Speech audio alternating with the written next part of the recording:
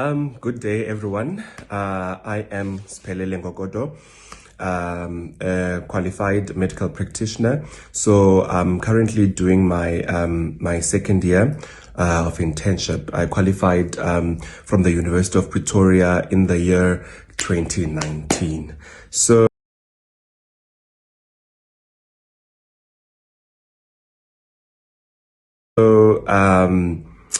to summarize my experience in internship in this past 2 years, well, obviously the first year, how the system works now is that you do like your four major rotations, which is your pediatrics, surgery, internal medicine, and also obstetrics and gynecology.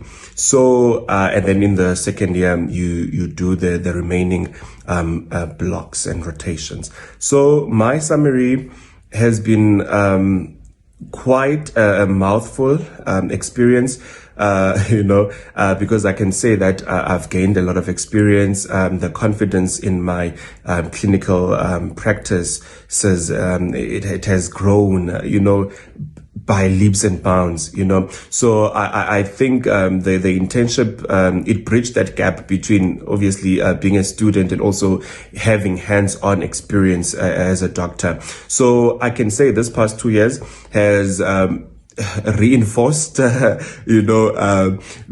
decision that I took when I wanted to become a doctor.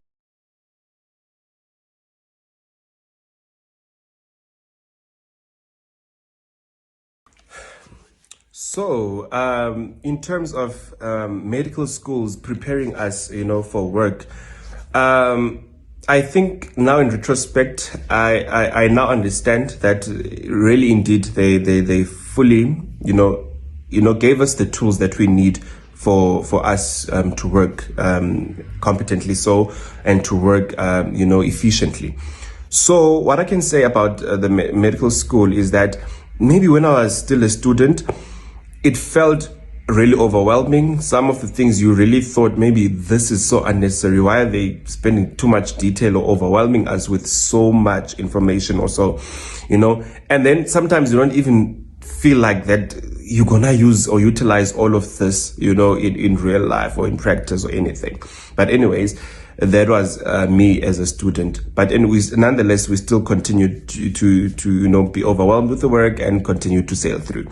And then now, when I reflect back, when I started working, it will just be like that 1 or 2 weeks when you're trying to adjust into the new department and stuff like that. But then in terms of the knowledge and, the skills that were imparted from medical schools, I realized that, this was very adequate to give me a kickstart, into pushing whatever rotation I'm busy with. And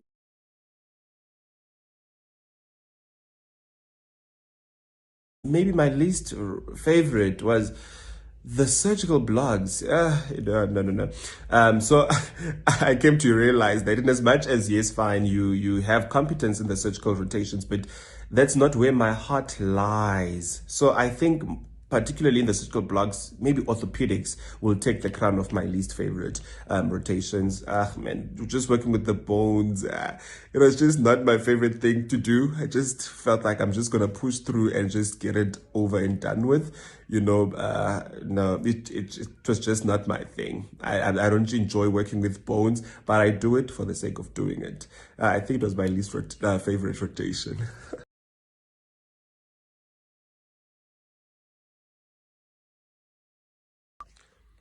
So still in this past 2 years, we've had different rotations. Some were very nice, and some we were like, oh, okay, you know what? Let me just get through this.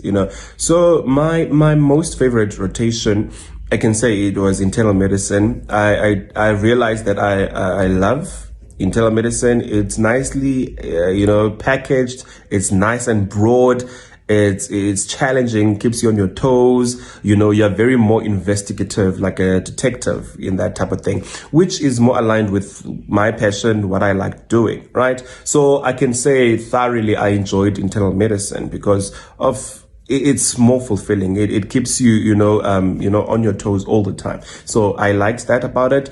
And maybe my second favorite was pediatrics. Pediatrics was more of the experience side of things, that now I could gain more confidence into working with small, human beings. So there was more of my joys, because at school, I think I usually tried to avoid too much, physical contact with the babies, in terms of procedures that you need to do on them. But now I think the experience side of things in pediatrics, it made me fall in love, and it improved my competence in it.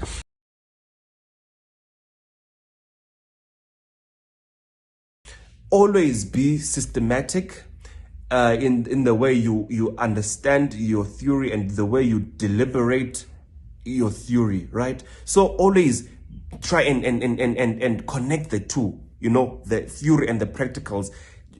Just try always to be comfortable, right? Whatever you're learning, try and practicalize it. Imagine yourself when you're on that call in casualty, that this is the patient that you have seen, right? And maybe you're studying a topic, maybe an ectopic pregnancy, for an example, right? Yes, you've studied all the theory about an ectopic pregnancy, but then now practicalize this for yourself. But okay, how am I gonna see and know, how this patient has an ectopic pregnancy? And this is where what I can say as a take-home message, that approach will take you far, because sometimes you don't always have the answers to things, right? Hence, you should always be systematic and have an approach to things. So this is why I'm saying, have a way of taking your theory and practicalizing it. And obviously your approach will always start from your history, so on and so forth, right? We're not going to go into detail about that, but then always be systematic, have an approach, right? And hone your practical skills. That's my advice to you. Because if you get the ball running already in your final years of being in a vulnerable positions, because obviously as a student, you don't know it all. But there's no way that you're going to know it all if you don't expose yourself that maybe you don't know. So my advice to you is that, yes, for the blogs, because now in the final year, you do your student internship, right? Already. So be involved clinically, right? Be clinically so build that clinical acumen. Don't just now at that stage when you're about to exit medical school, I think it's a stage now where you have to start cracking the shell around you fully practicing as a doctor. So what I mean is that yes, take the theory, but allow yourself to be very comfortable to practicalizing the theory. So when it comes to them testing you and assessing you, whether it could be from the oral exams or from the clinical exams, right? Always be systematic in the way you understand your theory and the way you deliberate your theory, right? So always try and connect the two, the theory and the practicals. Just try always to be comfortable, right? Whatever you're learning, try and practicalize it. Imagine yourself when you're on that call in casualty, that this is the patient that you have seen, right? And maybe you're studying a topic. Always be systematic, have an approach, right? And hone your practical skills. That's my advice to you.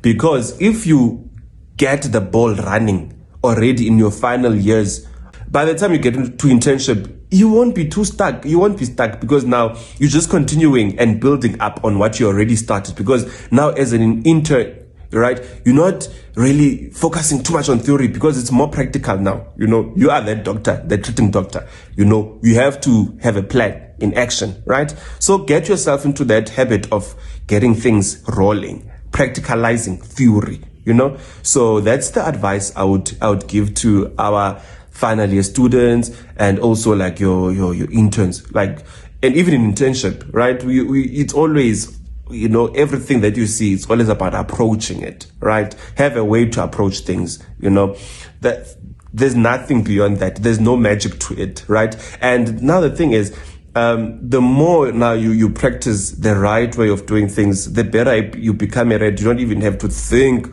too deep about certain things, right? So let's just hone the skill and the craft of doing things the right way, the correct way. And then the more experience you gain in that, you just become better. It just becomes second nature to you.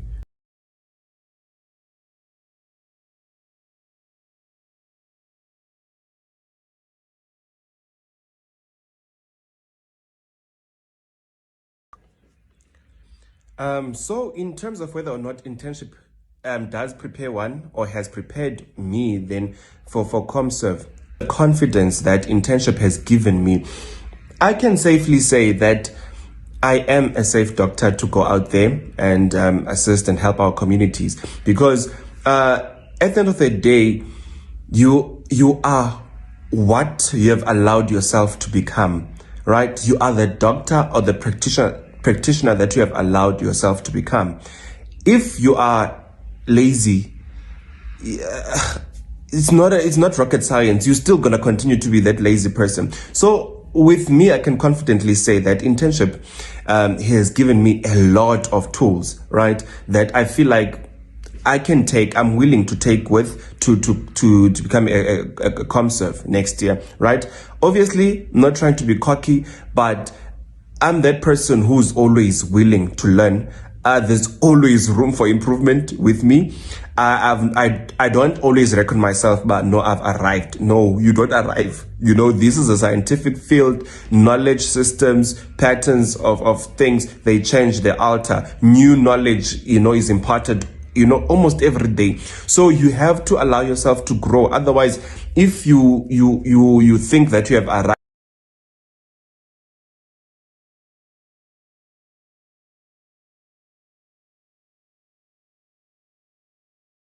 my goal, that I came to internship with was to to to make sure that I am a safe doctor when I go out there, and independent. I can trust in my own independence, in order to be able to take care of patients and manage patients on my own without always having supervision. So my goal coming into internship was to get myself equipped with those skills so that I can be a safe practitioner out there. And obviously not to, it's always good to have supervision. That's why we do internship, so that we can be, guided, and you can make mistakes, and learn from your own mistakes, but always be willing to learn, So it's a very good platform and a good ground, I can say in the foundation, or as the entry point into being an independent practitioner.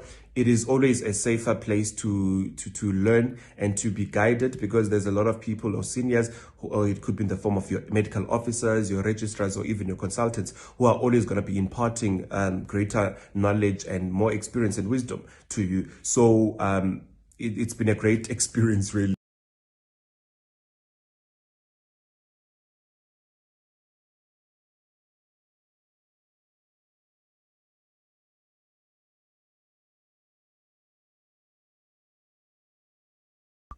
So with regards to the highlights, there are so many things that we can highlight. So for me, like it's all the everyday wins, right? That I highlight to me. So I get highlights almost every day. So the mere fact that you can get a patient discharged, you can get a patient in a better state than what they came in as, right? And you probably get those reassurances from the patient, that thank you, or that reassurance, right?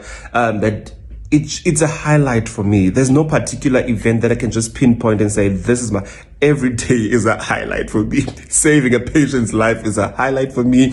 Getting somebody in a better state emotionally, and because we use the biopsychosocial model when we treat our patients. So if you make sure that you've tackled all those aspects, and you've treated the patient according to that model, and your patient lives happy and better.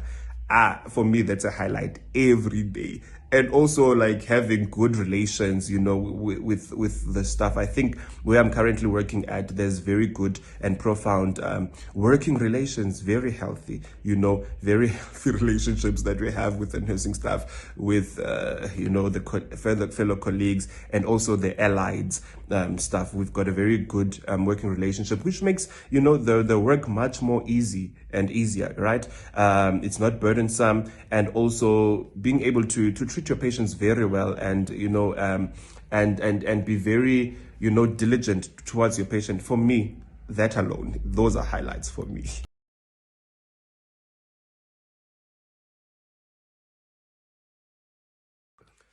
So, in this past 2 years, there's been, some highs and lows, and there's been like favorite rotations and the least favorite rotations. But all in all, I can say these were building up experiences so that we can be stronger people, we can be more experienced people, we can be more competent people, right? So, they always say that for every dark cloud, there's a silver lining. So even my lows and, my worst rotations were had something impactful or meaningful that is much more meaningful at this point. So in terms of my low lights, right? So I remember on my first day being on call, I think it was the beginning of the year, like the 2nd of January, I started in pediatrics right straight from school. So I was on call on the 2nd of January, and you're full with a lot of fury, right? And then you're on call with a senior, and I remember I got called to emergency, and that there was a premature baby was born, before time, and was born, before arrival at the hospital, was born in the car somewhere. So apparently the baby was not doing well, was not breathing, was blue.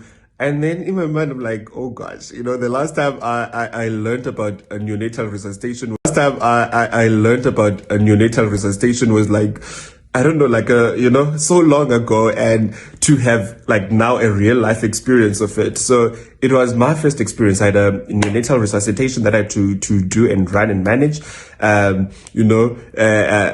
my first day of call. So fortunately, the support was so great because I was now expected to be in charge, and then my senior was busy in ICU, so she also joined the resuscitation later on. So, but all I can say is that at that moment, you then kind of like panic. Well, okay, is this, really happening? But fortunately enough, we were able to resuscitate the baby very well with the other doctors that were around, and also the help of the team, basically, because at the end of the day, teamwork makes the dream work, right? So there was a help of my other colleagues, the nursing staff as well. They were there to guide and support the initiation and the fruition of this neonatal resuscitation. It was a very scary moment, it was so surreal, and but fortunately we just tried to stay calm, to keep our heads above the clouds, and just to get this baby's life back to back in order. And fortunately the baby made it and survived.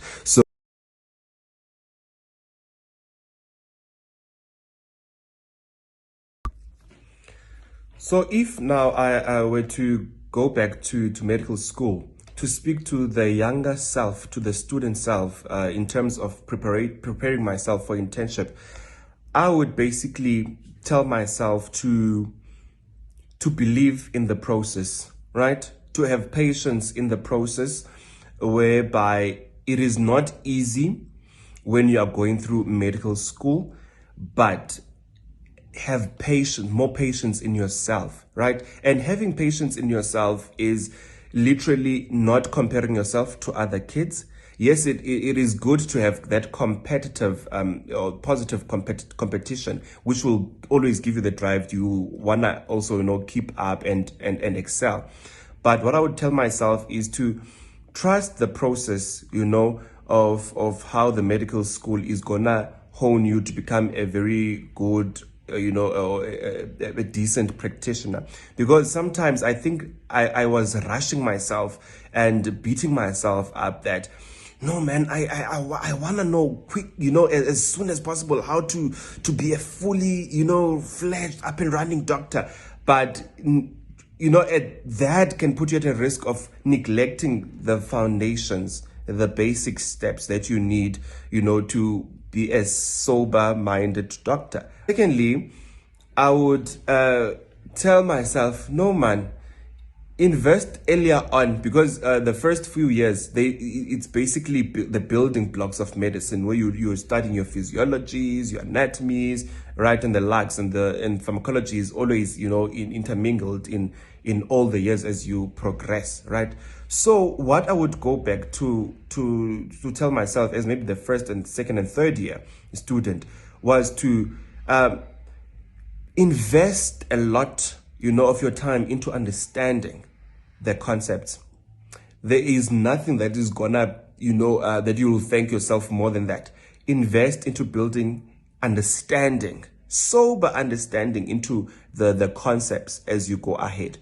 Yes, there are times where you have to cram as a student. We all do that. But then what you realize that as a medical doctor or as a practitioner, not everything will just come, as in black and white. A lot of things, or because it's all about problem solving, a lot of things will come in abstract, right? Which will then force you now to think of basic concepts, and to derive and to speak from understanding, right? And to really flourish from understanding. So I think let us try to not to cram too much, but let us build a lot, into understanding, because in the long term, in the long run, that is the source of your, of your skills, and the source of your intelligence, rather, where you'll be practicing from. So I think those are the few things that I'll just go and tell myself, no man, Puti, let us focus, a lot of understanding into this rather than cramming.